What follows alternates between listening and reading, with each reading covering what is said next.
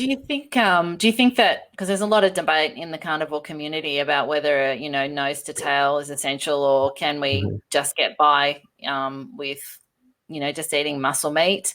What's your view on that? I mean, do you personally eat organs as well, nose to tail? I mean, no, not in that context. I don't eat it because I think I need it. I generally just eat steaks and things like that, and always feel great.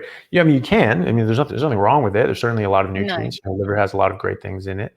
Tastes good. I never liked liver. I still don't like cooked liver, but I cut up sort of liver like thin slice and salty. So how I prepare my meat is, because I only eat meat, I'm able to prepare it, very, very, nicely. And my whole fridge is, packed with meat, and, I wet age it in the packs. And then, I cut it up after a month, and, salt every side of it, put it on drying racks, and I just have aging meat like going all the time. So every steak that I have is like this like Michelin star aged piece of beef. It's amazing. Every day it's like my birthday. I have like the birthday steak every single day, and so it really feels like that. It was on your birthday, you have the meal that you want. It's like you're not gonna be feel guilty or bad. You're just gonna have the meal that you want. But every time I'd have that, I would have some just amazing steak. And I would say every day is like my birthday, and so. I was doing that with liver. I just had some liver. I was like, get some.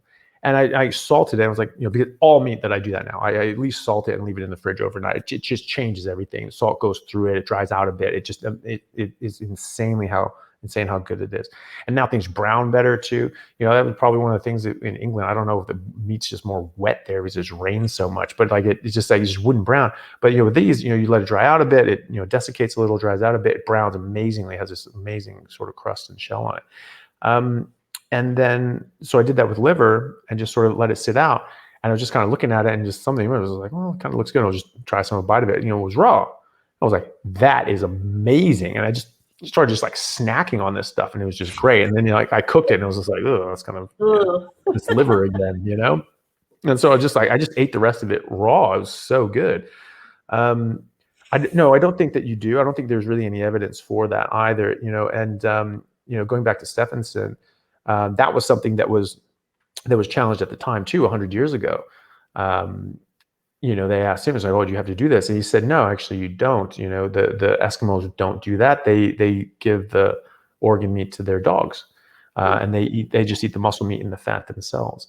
I'm sure they would eat certain things here and there. I don't think that it was." He ever said that they were like exclusively, they would never, but no, he said that they just ate that, and they would give the organ meat to the dog. He said he did that as well, and his team of explorers would do the same thing. They followed suit.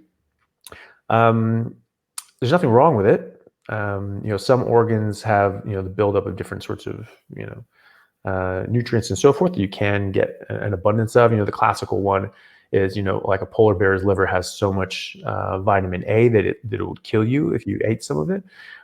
So this stuff builds up. Saladino has a talk on that, like, oh well, if you're eating it in historically evolutionary proportions, this, that, and the other, everything, whatever that means. Basically saying if you eat a little bit of it, it's fine. But you eat too much, it's not fine. And obviously that's going to be the case. But how do we know how much that is? Like that's not very descriptive or helpful. Just saying, oh, if you eat it, if you eat as much as is not bad for you, it's okay. It's like, okay, well, what is that? Give me a number, buddy. And so, which is true. I mean, it does have nutrients that are nice. It doesn't. I don't think it has anything that you need that you're not getting from muscle meat, but it has things that are good, and people like it, so eat it. But you can eat too much of it, and you can get different weird issues from that as well. But no, I eat organ meat sometimes, but that's about it. Just red meat, so you don't eat any no dairy, no eggs, no salmon, and no. I'll have. I mostly eat red meat. Like 99.7% of what I eat is beef. That's the best. I mean, of the farmed meats that we can get, that's the best. And that was actually shown back in the 1800s with the Salisbury steak. Dr. J.H. Salisbury is where the Salisbury steak came from. I always thought it was like a place name like Salisbury, England, but no, it's named after Dr. J.H. Salisbury, who's a New York doctor in the 1800s. He did a 30-year research project into optimal nutrition for human beings and tested a lot of different things in a lot of different ways. and lived with the Native Americans, found that they were living to be 110, 115 years old in great health, with a pack on their back, following the buffalo herds day in and day out. Not like, turning to dust in a nursing home for 40 years, but, hale and hearty 115-year-olds, and they were exclusively eating meat and so forth, and especially fatty meat. And, he was curing people. He found that people that were eating plants were getting diseases other people simply weren't. They were getting, they're more susceptible to tuberculosis. They were getting, rheumatoid arthritis, gout, Crohn's, ulcerative colitis, all these different sorts of things, called by different names at the time. But, you look at the symptoms, so forth, and it's like, that's what that was. And so he found that he could cure these guys by putting them on a pure red meat and water diet. And he found that beef was definitely the best. Lamb was like a distant second, and sort of everything else was below that. But the beef was definitely the way to go. Get lamb if you can't get it, but try to get beef. And this is when everything was grass fed for their whole life and so forth. So everything was as healthy as it could be, as optimal as it could be. But no, any meat is good for you, and all plants are bad for you. So it's really fine. Whatever you want to eat is fine. Whatever you enjoy, makes you feel the best and can afford, that's what you should be eating. And people say, it's like, well, if I can't get grass-fed, organic, this, that, and the other beef, then basically I just go back to eating salads and cake. And it's like, well, no, okay, so like so yes, the grass-fed, perfect, whatever game animal without parasites is the best, but a grain-fed cow or grain-finished cow, because most of them, 80% of their life is on grass anyway. It's just the last couple of months is on grain. A grain-finished cow is going to be better than anything else. So it's not as good as the perfectly grass-fed one, and it doesn't taste as good either. Like, it doesn't make I feel like I'm eating pure energy. So I sourced a cow that was 10 years old. First of all, the flavor is out of this world. It's so much better than young cows. So much better. If you can source one from a farm, you should. It's amazing. And these ones were grass-fed their whole life, so the fat was like dark yellow and everything like that. It smelled differently too. It was amazing. And I would eat it, and I just felt like I was just supercharged. And that was definitely better than store-bought steak. But store-bought steak was better than anything else I've ever eaten. And so it's like the difference between getting gold and silver in the Olympics. It's like, oh, you didn't win, you lost, you're a loser. It's like, well, no, actually, they're better than everybody else on earth. There's no one better except that guy. Except like that poor guy from the American sprinter who was one of the fastest men who's ever lived on ever, but he just happened to be alive and competing at a time that Usain Bolt was also alive and competing. And this guy, Usain Bolt would just smash the world record, right? And this guy would barely lose to him. And if you looked at his time, he actually beat the world record as well, just not as much as Bolt. And then the next time, the American guy would beat Usain Bolt's previous record, but Bolt would beat it more. And so he just kept edging him. They kept beating these world records, but this guy never had a world. It's like it's just like, oh my God, that poor bastard, because he's such a brilliant athlete, and like it's just but at the same time too, I mean, probably competing against Bolt was actually pushing him to be as good as he was. So probably. But but that's how I look at it. It's you didn't win gold, but silver is pretty damn good. So I'd settle for silver. As far as the meat's concerned. So just eat whatever you want, really. What I tell people is just eat anything. You can eat anything that moves and had a face. Some people have problems with shellfish and things like that. So you have shellfish allergies. So if you can eat shellfish, you can, but that's great. But some people can't. Dairy, I tend to avoid. I don't eat much, drink much milk anymore. Raw milk is very different than pasteurized milk as well. It's very hard to get. And it can be, it has its own sort of drawbacks as well, especially pregnant women and so forth. It's not safe generally, and but it also has enough carbohydrates that it'll give an insulin response, which just completely deranges your hormonal signaling system. This is the thing that I think that the ketogenic people so often miss, or at least in when people are talking about it, they talk about, you go into ketogenic, mode, and that's tricking your body into thinking it's starving to death, and somehow get benefits of starving to death. I literally saw a guy on YouTube talk about this. He had millions of followers. He's a good looking guy. He's in shape. He's like a personal trainer. And you talk about these things, and you talk about, oh, look at this study and this, that, and the other. And again, there's so many junk studies out there that just aren't any good. It's, oh, you look at this study, look at that study. And I'm like, buddy, you are looking at these all wrong. And you don't even know how to interpret them right. But everyone's, oh my God, he's so knowledgeable. He's so knowledgeable. And it's just like, sweetheart, like I'm pretty sure you're only saying that because he did this talk without his shirt on, and he would just stand there without his shirt on. Oh yeah, if you look at the science, yeah, I'm sure everyone's looking at the science right now, buddy. And he said something that just always just really just got under my skin, was that it's like, oh, when you stop eating carbohydrates, you're tricking your body into thinking it's starving to death, and then you get the benefits of, well, starving to death. And I was like, all right, dude, you give me one benefit of starving to death besides you're now dead and I don't have to listen to stupid shit anymore, because this is awful. And if you look at it biochemically, I have a degree in this subject. We call it as a fed state and as a fasting state, right? But the only reason we call it that is because by the time we were able to look at biochemistry at a molecular level, everyone was eating carbohydrates. It's like, the RDAs, this was back when everyone's eating a mixed diet. So in that mixed diet context, you need these sorts of nutrients. Fine. But that's not actually the case. They say, oh, when you eat it, your biochemistry looks like this. And when you don't eat it, looks like that. It's like, yeah, but when you eat anything except carbohydrates, it also looks like this. And in fact, basically all animals in the wild or their metabolic state is this over there. So I argue that's actually our primary metabolic state. That's where all of our heavy machinery comes to bear. And you see this in the animal kingdom as well. A cow is in ketosis. A cow is in a starvation state, really, okay? Lions as well. 66% of all species of animals are carnivores. They're not eating carbohydrates. They're all in starvation state. No, dude. This is you can't access your fat stores when you're in a fed state. That's actually an insulin-driven pathological state to protect yourself from hyperglycemia. High blood sugar kills people. This is what kills diabetics. The glucose molecules physically fuse to other molecules and destroys them and deranges them. And this causes serious, serious diseases. And so your body looks at this and goes, sweet Jesus, what has this idiot done?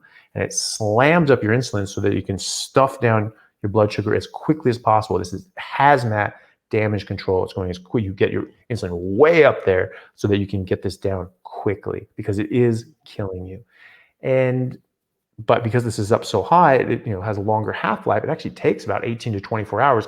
Classically taught in biochemistry, it takes 24 hours to come down until you're into a normal state, and then you go into a fasting state. Okay.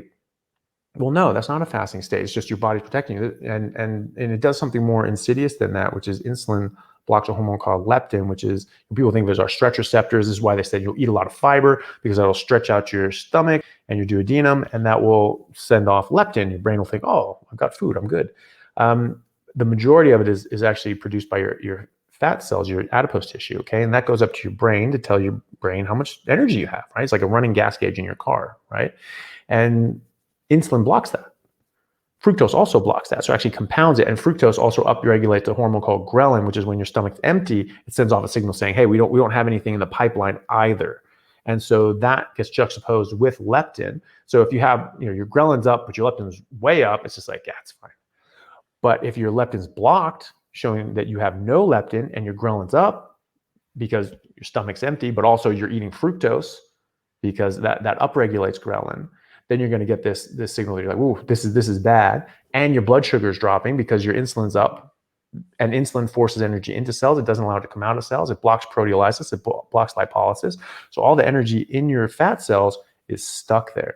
So the only thing the only thing happening with your fat cells is that energy is going to go in them. Okay. You can't bring them out. Okay. And that's what insulin is doing. It's stuffing it into every single cell. So your glycogen is going up, your liver glycogen is going up, and your fat's going up. Okay. But then you run out and your blood sugar's down, and your brain gets a signal you have zero energy reserves and your blood sugar is dropping. So it sends a panic signal that says, if you don't eat now, you will die. And this is why 3 times a day we go, oh my God, I'm starving and I have to, and people get panicked, they really They get do. beside themselves, and someone who can be quite overweight, they use this like, oh my God, I'm starving. You're looking at them and you're like, you're not starving, but they think they are. That's actually the signal that they're getting. And so they're just listening to their biology. It baffles me why people think that we just can ignore millions of years of evolution. They say that with the ketogenic things. Oh, you're tricking yourself into thinking you're starving to death. Like, you're not tricking millions of years of evolution. You're not that smart, buddy. And like, you dumb to try in the first place. Go with it and you'll be much better off. And so, you're trying to sort of manipulate these things, it's not going to work. But also it's like, it's not, from what I can see, there's not any good reason to think that that's our primary metabolic state, except for the fact that we've just always called it that. But I think that's a big one that people get wrong. I explained that same argument to my mother's doctor, who's a very bright lady. She was an MD, PhD from Harvard, has a PhD in biochemistry from Harvard. And I was like, we're looking at biochemistry all wrong. I think this is all these different sorts of things. And she was just looking at me like, it's like, Jesus Christ, he's right, and we talked for like an hour and a half, and, she started implementing a lot of these things in her practice, because, my mom like literally reversed her type 2 diabetes in 2 months. She had type 2 diabetes for, 21, 22 years. And, she was, had excess weight and pretty poor control over her diabetes. She had ups and downs, but at the time it was sort of down. And 2 months on a high carnivore diet, or high fat carnivore diet, she came off all 3 of her oral medications, and she was insulin dependent at this time as well. She was on a very high dose of insulin and dropped down to the minimal dose of insulin in 2 months. And her blood sugar, HbA1c, the marker of blood sugar over the span of 3 months, went from 8.9, which is quite high, down to 6.1, which is normal for a non-diabetic. 2 months. Okay. Wow. And her doctor, Dr. Morrison, who the one that I mentioned earlier, she just looked at my mom and said, "What the hell did you do? How the hell did you do this?" Diabetes is a progressive disease. It only gets worse. We try to mitigate it and modulate it in a way that, sort of slow it down with different sorts of, diet and exercise sort of, and medications and so forth, but it just gets worse. How the hell did you do this? You don't just reverse this, but she did. She said, the research I was doing and the sort of the conclusions that I had come to and so forth. And she was like, I'd really like to take a look at some of his research. And so that's why I went in and spoke with her and had a, really nice conversation. But it's, the evidence is there. And I think when you sort of look at it from the, the right vantage point, it does come together. And when I sort of had that aha moment, like, okay, humans actually are carnivores. You hear the apex predators and all these sorts of things, like, all throughout your life. And yet you still, because you've been told salad's good for you, salad's good for you, salad's good for you, you keep eating salad, and we ignore our natural instincts. Taste, that's one of our 5 major senses. And yet we're told you have to eat things that taste like crap. Why is that? If it tastes bad, it is bad for you. That's what that taste means. And so, there's certain things that taste good, like, sugar that are an outlier because, again, sugar is a drug. Sugar gives a quick hit of energy. It's thought that fructose is the sweetest of the sugars because we don't have any examples of plants in the wild that contain fructose that are acutely poisonous for humans. It'll kill you that day. Right. So we recognize that it's like, okay, I can eat this, I can get some energy and I'll survive, and I can go and get my normal food. It's a temporizing measure, but obviously it has serious long-term ramifications. But we're ignoring all these things, and like, let's say, like, with your hunger signals, which is like, a lot of people say it was like, well, you always want to leave the table hungry. You always want to be a little bit hungry, or else you'll get overweight. Well, why is that? Why can't we listen to our body, telling us, oh, because, we're living in an ice age, our bodies are telling us just to eat and get fat so that you can go through winter. I'm like, well, that's an assumption that you're making. That's not necessarily the case. And why is it, that other animals in the wild, why do they stop eating? Why are the Maasai so skinny? Why are the Eskimos?